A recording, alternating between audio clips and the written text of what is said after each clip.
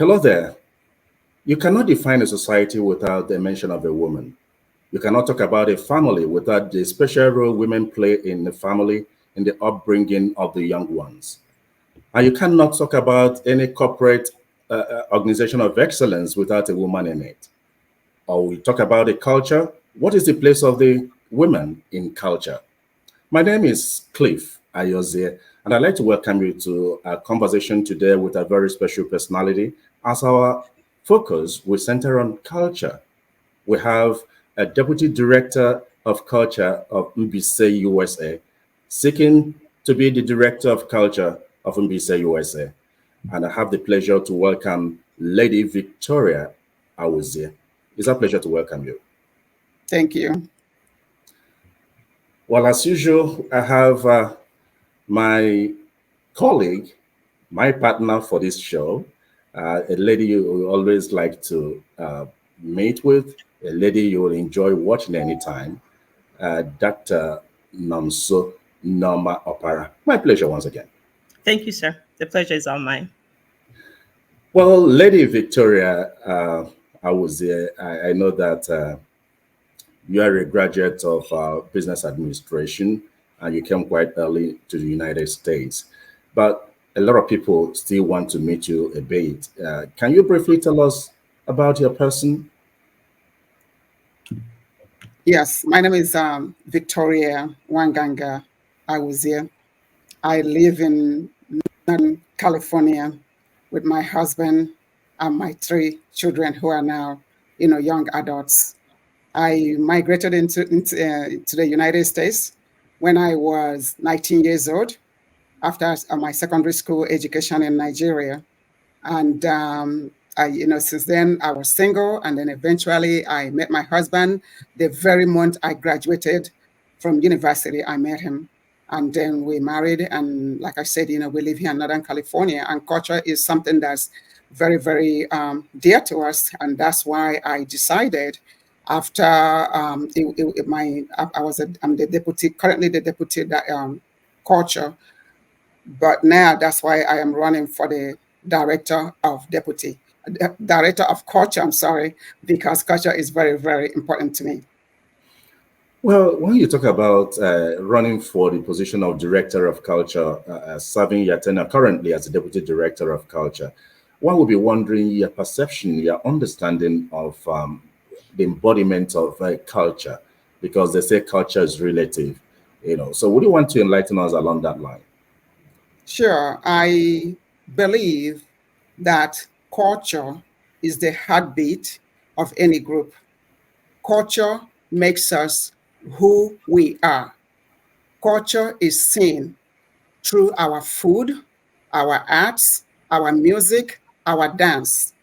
Culture, and speaking about dance, I come from a family that's enriched in culture.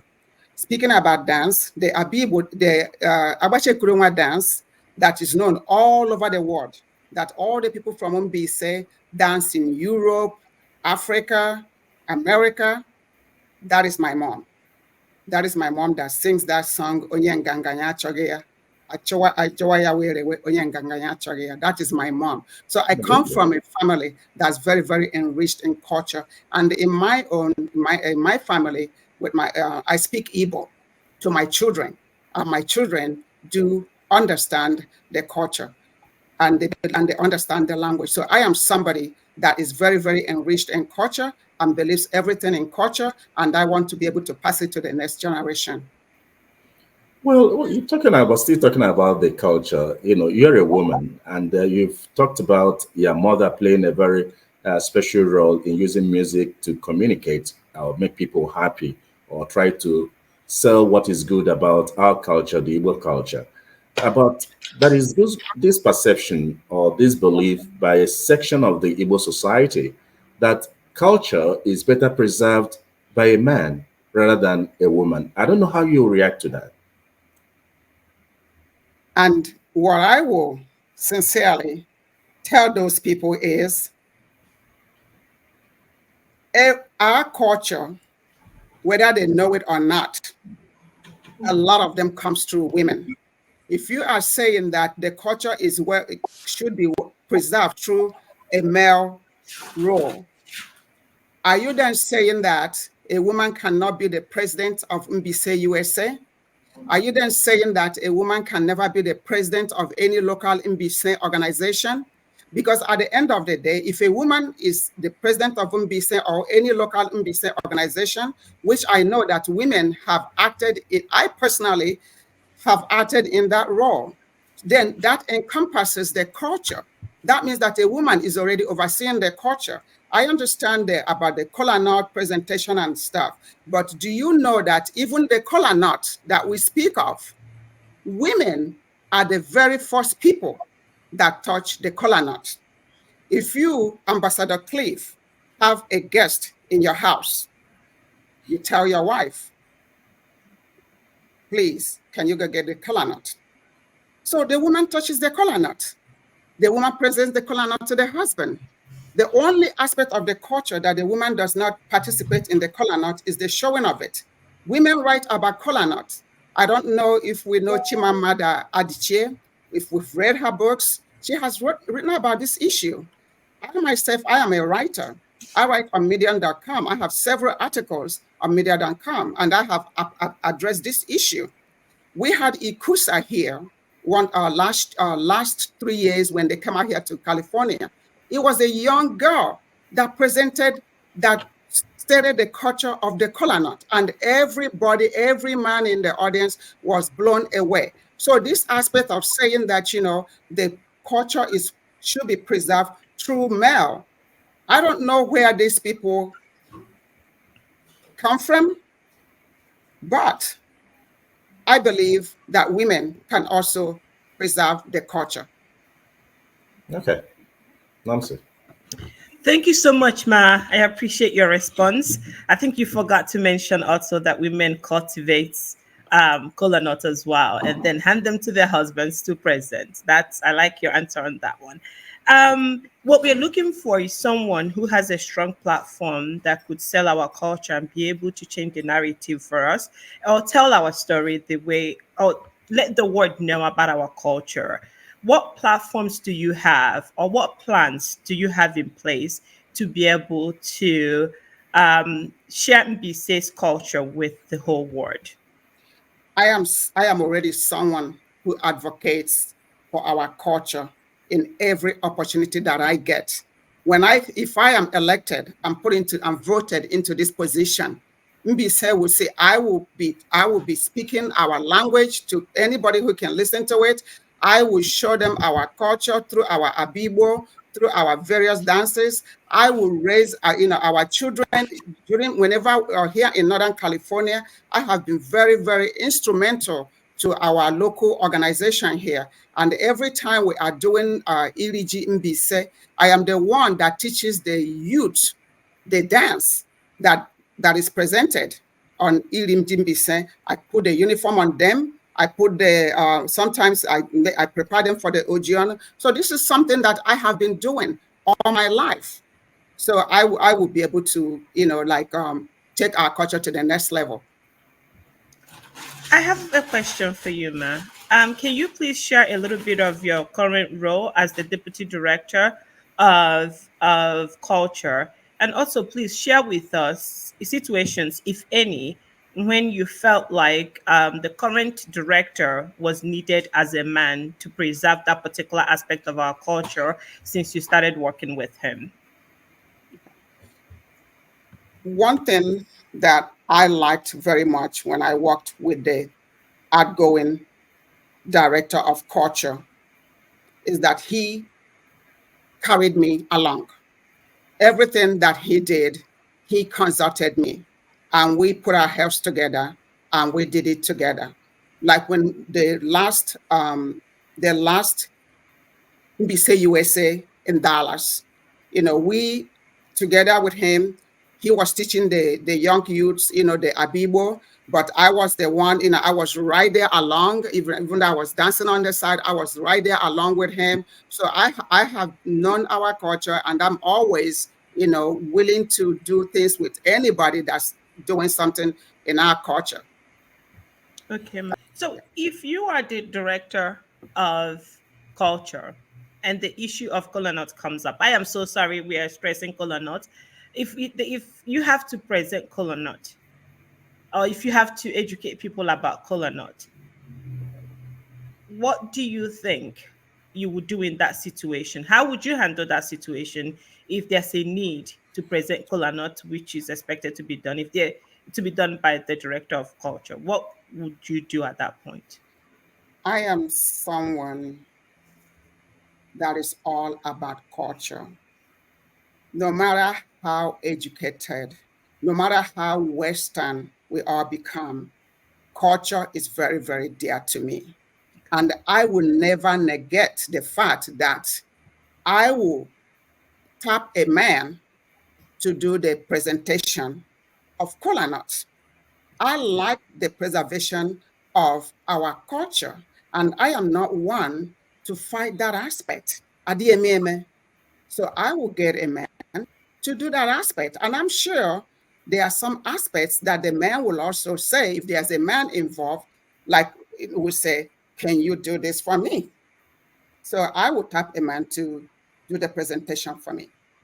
Thank you. Okay, let me come in here. Let's look at another direction because we're talking about culture as a way of life and need to transmit it from one generation to the other.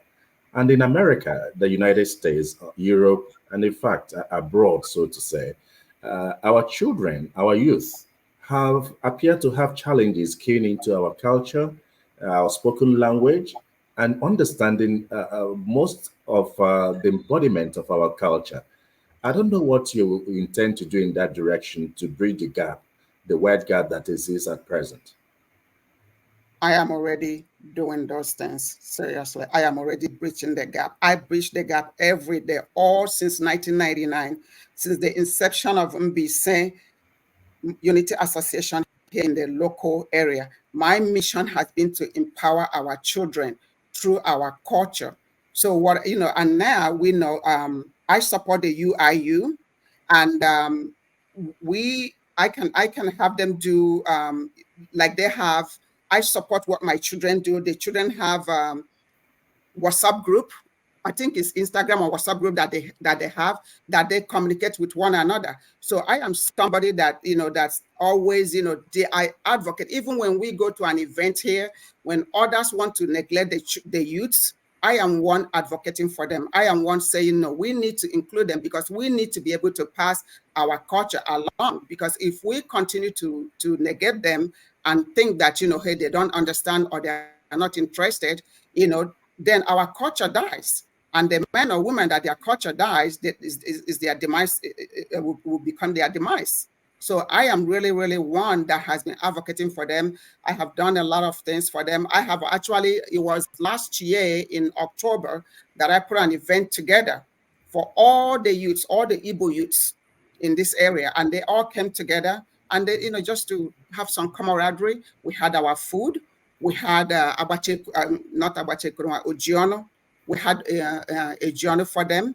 So I have been, and I talk to them. I have a lot of them that are my friends that I call all the time, and I said, "Are you guys doing this? Are you guys doing that?" Like when we had the last NBC USA here, I was the one through Obimbono, who That's the was the leader. convention. I'm sorry. You're talking about the convention? Yes, I was the one that was pushing him, telling him to get the other youths, so that they can do something together. But what is your impression of, let me say, these two pieces of culture that really are key at most of the conventions recently? The Ada and Opera, that's the cultural pageant that we have that produces Ada and Opera Mbaise USA, as well as the Ntozuke, that's coming of age. How do you intend to elevate this, to ensure that our children and youth embrace it and it becomes a talking point for others? I love it. I love the Ada Mbaise and the Opera Mbaise. And I think it was born from the last convention. One thing that I would say, if anybody asks my advice or as a director of culture to make sure that this continues, is to empower our children. I think we have this thing about thinking that they are too young, or they won't understand, or maybe they are not interested. I think we need to empower them to do these things, because I saw the people that the Adam Mbaise and the Operan Mbaise at the last convention, they were so excited. They were so excited to have won those titles. So I will do anything in my power to make sure that that continues to be in place, and to make sure that I tell the adults, that, okay, we show them what to do. Let us allow them to do a little, or their thing a little bit, because the children here, sometimes if you overpower them and make it look like they don't know what they are doing, they tend to kick back. So that is one thing I would like to stop, from the parents. I'm sorry. Yes, sir. Yes, sir. I think she has excellently answered most of the questions that we have.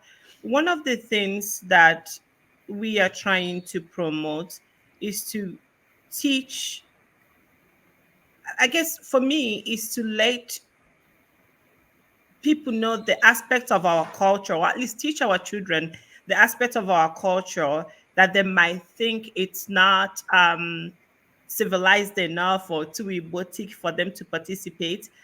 Is there ways that you can praise, how do I, is there ways that you have designed that you can sell those aspects of our culture that these kids might not be exposed to? How do we expose our kids to some parts of our culture that are not readily available in the United States?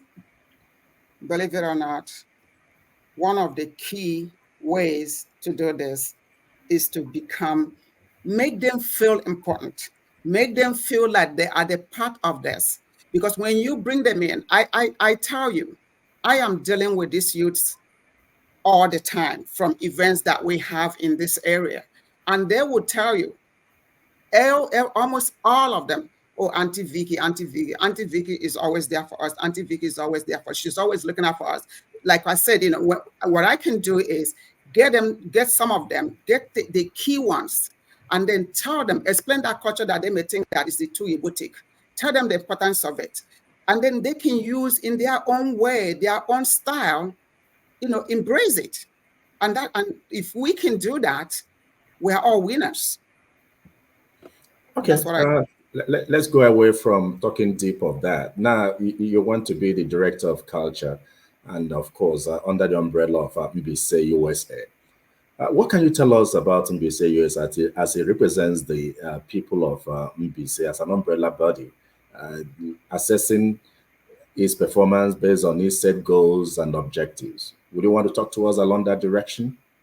Well, I would say Mbaise USA is the big, big, big, big organization that that's the big umbrella of all the local organizations that's trying to bring all the Mbaise, sons and daughters in diaspora, more specifically here in the United States, bring us together to do something back home for our people. So like right now, they are trying to build the medical center, the Mediville. They're trying to do the medical center for our people, and they have been going on medical missions. All of that is Mbaise USA. Mbaise USA is doing a great job. And if we continue to do what we are doing, going on medical missions, being there for our people, giving loans to, women to start their own businesses, this is all plus for Mbaise USA. And I believe that Mbaise USA, that the sky is the limit for Mbaise USA. They have more to do. Mbaise has a lot of intellectuals, very intelligent, smart people, well-read people in all aspects of life. So Mbaise USA and is the engine that's driving all of this, pushing us to the next century. From your experience and interaction with Mbise or Mbise women, they say when you marry an Mbise woman, you should just relax and you see things happen. I don't know your own perspective. How would you describe an Mbise lady or person? Mbise woman. we are one of the best in the world. That is just a fact. No matter how educated we are, no matter how Western we are, no matter, family is very dear to us. And we promote family. We nurture family. We nurture our husbands. We nurture our children. I know some of the husbands will say, you nurture us. I'm like, yeah, we nurture our husbands. You know, we do a lot of family-oriented things. So that Mbaise women are just, there's really no comparing us to other women. To be honest with you, I have seen other women, and this is not to say this because I am an Mbaise woman. No, it's because this is a fact, and it has been seen. And as a matter of fact, people seek out Mbaise women to marry them because they say they are good people, they stay in marriage, they try to make their family work. You know, and Mbaise women are very hardworking. They will go to the farm, they will farm. Those of them that are working will work in the offices, will work. Yet they will come home and make sure that the family has peace in it. I can cite Nonso smiling all the way. Possibly she has a parting word for you. The last question before we go. You know, that's a very sentimental topic for me. But please, ma'am, what do you say to a little girl in Mbaise or here in the United States, or an Mbaise woman here in the United States who anticipates to run for a position in Mbaise, USA, but is so afraid to do that because she's afraid of what people will say. She's afraid of somebody telling her that you're a woman, you're not supposed to run for this particular position, or because you're coming out, you're somebody that is very outspoken. What do you say to those women who are dimming their lights because of fear of how people will view them? That is a very good question because that is what women, that a lot of us go through daily, weekly, any time of the day. What I would say to that young girl, to that woman, is don't shy away. As long as you know that you're doing the right thing, you are being respectful in everything that you are doing. Listen, if people have not talked about you, then you have not arrived. People will talk about you, people will frown on you, but you know what? There's always people on your side, and that is all you need to run and go for, dash for anything that you're looking for. Okay, on a last note, you're aspiring to be the director of culture from BC USA. What would be your last word to those watching us there, the delegates, and then BC? What reassurances or appeal you want to make to them? I would tell them, say, I am, as you see me, as you're looking at me, that's exactly. I have here in Northern California, because the reason I keep using Northern California is that this is where people know me. There is no Irijin Bise that we have had in Northern California that my name was not on the flyer. So I would say, vote for me. I am real, I am respectful, I am loyal woman, I have my children, that I would take Mbaise to the next level. Oh, wow. I think on that note, we'd like to say a very special thank you to Lady Victoria Awuzie, current Deputy Director of Culture, Mbaise USA, for making our time to be our guest on this very program. And I'm sure a lot of people will look forward to that election in July and see how it comes out. But we're here wishing you the very best based on your presentation and your expectations. Well, thank you so much. Now, sir. Thank you so much, ma'am. It's such a pleasure to have you here. We look forward to seeing you in North Carolina, and I'm excited about the whole Mbaise US election. I think we have great people coming out to represent Mbaise, and I couldn't be any prouder. Thank you. Thanks. Well, on behalf of my colleague, Norma Para, and of course, Izioma Nosike, this is Ambassador Cliff Ayoze, wishing you the very best. Until some other time, we will come with another special guest or conversation on issues of interest to Mbaise population and nation. Thank you. Thank you.